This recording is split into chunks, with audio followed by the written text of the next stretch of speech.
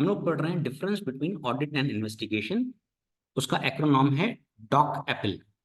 D for definition, O for object, C for conducted at whose instance, C for compulsory, C for conducted by, talk.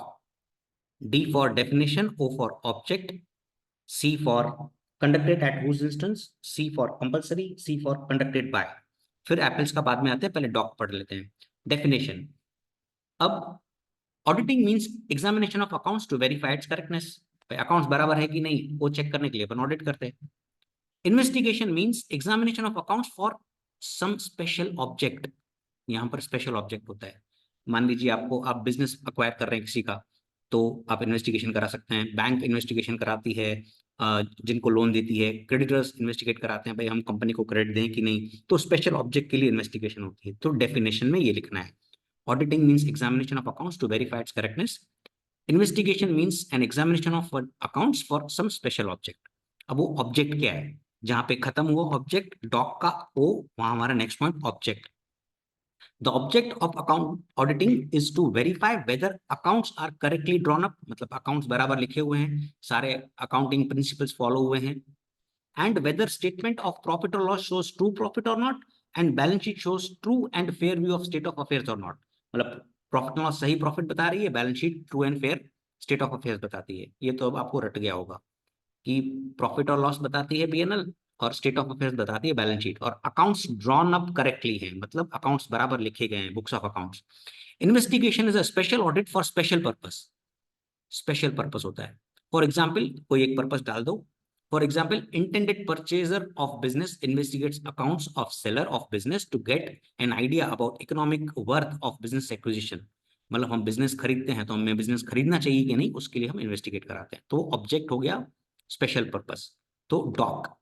C for conducted as whose instance. Audit is conducted at instance of owner of the business, that is shareholder in case of company, partners in case of partnership firm. Investigation is conducted either at the instance of owner or on behalf of outsider of the outsider. For example, intended purchaser outsider होता है, bank outsider होती है, मतलब जिसके लिए, जिसको हम loan देने वाले हैं उसका हम इन्वेस्टिगेशन कराते हैं। क्रेडिटर भी आउटसाइडर होता है। तो ओनर भी करा सकता है, आउटसाइडर भी करा सकता है। ऑडिट सिर्फ ओनर कराता है। ऑडिट कौन कराता है? सिर्फ ओनर। और इन्वेस्टिगेशन ओनर भी करा सकता है और आउटसाइडर भी करा सकता है। तो कंडक्टेड एट हुज इंस्टेंस। फिर doc compulsory. Audit is compulsory under the companies act 2013 in case of companies. Investigation is conducted as and when required, it is not compulsory under any statute. कोई law investigation के लिए compulsion नहीं डालता है, पर companies act 2013 compulsion डालता है companies को ऑडिट कराने की। फिर डॉक कंडक्टेड बाय। अब audit can be conducted by any chartered accountant in practice in case of companies. Chartered accountant in practice होना चाहिए। Investigation requires a skill, care and ability on part of the investigator, and hence work of investigation is assigned to a senior auditor. Senior auditor होता है, उसमें seniority होती है, थोड़ा experience होता है, ज्यादा स्किल होती है, और यहाँ पे प्रैक्टिसिंग चार्टर्ड अकाउंटेंट होता है। तो डॉक, DOCC। अभी apple, A for audited accounts, फिर A for adjustments. Audited accounts, adjustments, period. अब एप्पल में वैसे डबल पी होता है, यहाँ पे डबल ए है, ध्यान रखना, डबल ए पी। अब एल नहीं है, टी है। एप्पल में एल ऐसे लिखते हैं ना, उसकी जगह टी। टी यानी टेस्ट चेकिंग, करेक्ट। फिर E for examination of books of accounts and scope, तो apple. A for audited accounts. The accounts which are to be audited are not previously subject to any verification or scrutiny, that is accounts are unaudited। Unaudited accounts का ही audit होगा ना, समझने की बात है। Investigation is carried out mostly of an audited accounts. Investigation तो होता ही ऑडिटेड अकाउंट्स का है। In case of sole trader और partnership firm, investigation can be done on unaudited accounts, क्योंकि देखो सोल प्रोपराइटर को तो ऑडिट कराना कंपलसरी नहीं है ना, फर्म भी चाहे तो ऑडिट कराए चाहे तो ना कराए, तो वहां पर अनऑडिटेड अकाउंट्स होंगे, राइट। तो इन्वेस्टिगेशन ऑडिटेड अकाउंट्स की भी हो सकती है, अनऑडिटेड अकाउंट्स की भी हो सकती है। ऑडिट सिर्फ अनऑडिटेड अकाउंट्स की ही होगी। फिर adjustments. While conducting an audit there is no necessity of making adjustments in account. In case of investigation, the net profit or earning capacity of businesses ascertained after making required adjustments in accounts. जैसे adjustments यानी future profits और future losses, जैसे मान लीजिए मैं एक company business acquire कर रहा हूँ, एक मैं कंपनी और मेरे पास ऑलरेडी बिल्डिंग है, तो जो जिससे मैं एक्वायर कर रहा हूँ बिजनेस, वो रेंट पे चलाता था, तो उसका रेंट का जो खर्चा है वो अब मेरे को खर्चा नहीं करना पड़ेगा, तो वो प्रॉफिट ऐड हो जाता है, मतलब खर्चे अभी फ्यूचर में नहीं होंगे, तो वो हमारे को एडजस्टमेंट करनी पड़ती हैं। ऐसी एडजस्टमेंट्स ऑडिट में नहीं करनी पड़ती है। फिर एप्पल में AA period, normally the audit is undertaken for 1 year, 1 साल की होती है। एंड इन्वेस्टिगेशन में cover a period of more than 1 year, से a period of 3 to 5 years। अब एप्पल की जगह, एल की जगह क्या था, टी था, है ना। Audit is kind of test checking, मतलब बहुत ज्यादा वॉल्यूम होता है तो टेस्ट चेकिंग करते हैं ऑडिट में। And investigation is deep and thorough examination, deeper and thorough examination of books of accounts and other records. तो यहाँ पर डीपर एंड थरो एग्जामिनेशन होता है, यहाँ पे टेस्ट चेकिंग होता है। तो एप्पल में एल की जगह टी था। अब E, examination of books of accounts. In audit examination is limited to the books of accounts. Investigation में, एंड इन्वेस्टिगेशन में be of books of accounts and other matters of the business. तो यहाँ पे books of account भी check होते हैं, other matters भी होते हैं। ऑडिट में सिर्फ बुक्स ऑफ अकाउंट चेक होते हैं। Scope, the scope of audit is defined and determined. Scope of audit कौन डिटरमाइन करता है, कंपनीज एक्ट, राइट। ऑडिटर क्या कर सकता है। और the scope of investigation is flexible, it में बी लिमिटेड और extensive. Scope of investigation flexible और लिमिटेड हो सकता है। अब नेक्स्ट क्वेश्चन कुछ ऐसा आएगा, अब करें तो करें क्या, बोलें तो बोलें क्या, ये हो जाएगा एग्जाम में, है ना। अब आप ध्यान से देखें तो यहाँ पर आपका जो जीपी रेट है वो 25% है। सेल बढ़ रही है, सेल बढ़ने के बावजूद आपका जीपी इतना नहीं बढ़ रहा है। अगर इसका परसेंटेज में करेंगे तो समवॉट 19.67% आएगा। यहां पर भी देखिए, अराउंड 6 लाख की सेल में 1,20,000 है, मतलब 20%, यानी कंटिन्यूसली डिक्लाइनिंग जीपी रेट है। और नेट प्रॉफिट भी डिक्लाइन हो रहा है। तो इन्वेस्टिगेशन आपको करना है डिक्लाइन इन नेट प्रॉफिट या जीपी रेट, ये ऐसा सवाल आएगा तो ऐसा लिखना है। इसमें पूछा गया है explain the meaning of investigation, which are the important points to be taken into account while investigation the accounts of चिंतन लिमिटेड एज एन इन्वेस्टिगेटर। मान लीजिए आप चिंतन लिमिटेड के इन्वेस्टिगेटर हैं, तो आप क्या चेक करोगे। तो पहले हमें इन्वेस्टिगेशन की मीनिंग लिखनी है। अब हम इंट्रोडक्शन लिखेंगे पहले तो। In it is clear from above gross profit figures, above gross profit figures, that in spite of increase in sale there is decline in gross profit rate.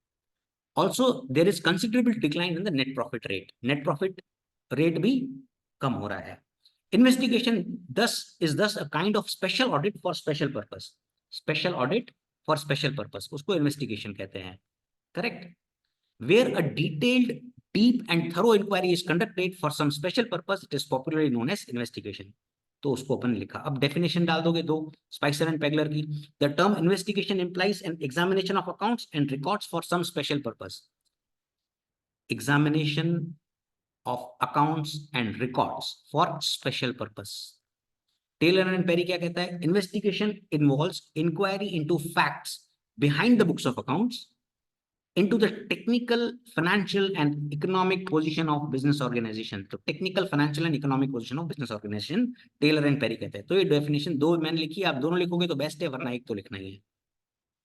Following points to be taken into accounts while conducting an investigation in above case, मतलब इस वाले case में अभी हम क्या देखेंगे कि हमें वो मीनिंग ऑफ इन्वेस्टिगेशन भी पूछ रहा है और ये 8 मार्क का क्वेश्चन है। तो अब जीपी कम हो रहा है, तो जीपी ट्रेडिंग अकाउंट में से आता है। तो ट्रेडिंग अकाउंट में होता है परचेजेस, सेल्स, वेजेस, इनको इन्वेस्टिगेट करना है। अब वो कैसे लिखेंगे, अब ऐसे तो नहीं लिख सकते ना, will investigate purchase, sales and wages, इसको थोड़ा सजा के लिखना है। Purchase invoices must be checked to know the purchase price. There may be increase in the price of the purchase with no corresponding increase in selling price of the finished goods। Purchase price तो बढ़ रही है पर finished goods की selling price आप नहीं बढ़ा पा रहे हो, क्या ये रीजन है। दूसरा, it is also possible that due to increase in the competition in market the selling price might have been reduced। भाई purchases invoice तो बराबर है पर selling price हमारे को reduce करनी पड़ी क्योंकि कंपटीशन है, इसके कारण जीपी कम हो गया। तो पहले आपको ये लिखना है कि परचेजेस में लफड़ा है कि सेल्स में लफड़ा है। दूसरा, there are chances that purchases might have been inflated, मतलब खोटी खोटी परचेजेस दिखाई गई है, इन्फ्लेट करी गई है। परचेज इन्फ्लेट करोगे तो कॉस्ट ऑफ गुड्स सोल्ड बढ़ जाएगा। Investigator should examine purchase invoices with goods inward book, purchase invoices को goods inward book and stock book से चेक करें।